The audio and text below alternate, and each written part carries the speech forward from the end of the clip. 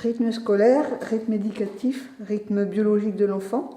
De quoi parle-t-on aujourd'hui, Claire?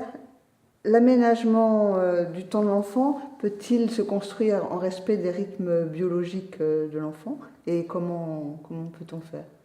Alors, rythme scolaire, c'est un terme qui a été inventé à la fin des années 70. On avait découvert à l'époque l'existence des rythmes biologiques, il y a eu une espèce de bouillonnement intellectuel dans la sphère scientifique qui s'interrogeait pour savoir si on respectait bien les rythmes biologiques des enfants. Il y a donc eu un Conseil économique et social en 1979 qui a produit un rapport en 1980, et c'est au décours de ce bouillonnement intellectuel et pendant ce Conseil économique et social que le terme rythme scolaire a été inventé. C'est un terme, ça n'est pas une science, c'est juste un terme qui signifie comment aménager au mieux l'emploi du temps scolaire pour mieux respecter les rythmes biologiques de l'enfant. C'est ça qu'il signifie. Donc, rythme éducatif, c'est un terme encore plus nouveau, qui est paru à l'occasion de la réforme de 2013 qui a été mise en place, parce qu'on voulait sortir du scolaire et élargir à l'éducatif. Mais là, je ne chercherai même pas de définition, parce que je n'arrive pas à savoir ce que représente un rythme éducatif.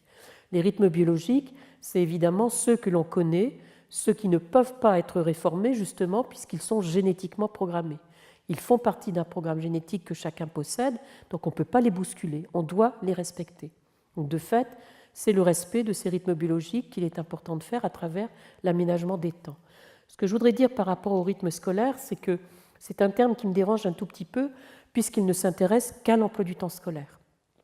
Or, cet emploi du temps scolaire, il est constitué aujourd'hui, et ça c'est vrai depuis 2004, de 864 heures annuelles. C'est le temps obligatoire qu'un enfant doit passer en classe devant son enseignant.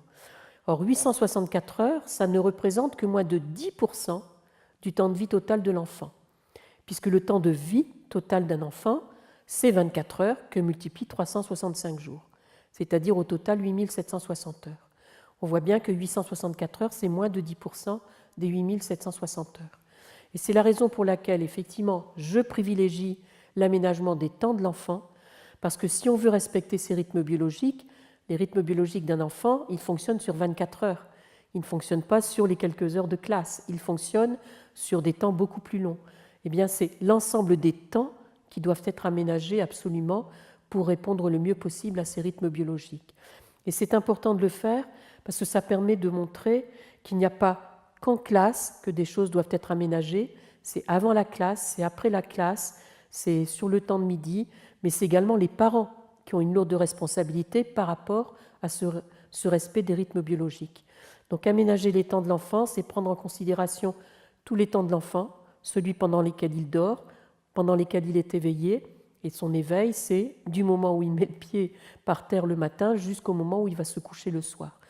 Et aménager les temps, c'est faire travailler ensemble tous les partenaires éducatifs, parce que ce qui est important également pour l'enfant, c'est qu'il perçoive une espèce de continuité éducative à travers ces temps.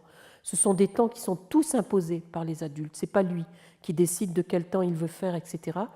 Mais il est important que ces adultes travaillent ensemble, réfléchissent ensemble, construisent ensemble un projet éducatif autour de cet enfant, parce que c'est ça qui va donner de la cohérence à ces différents temps.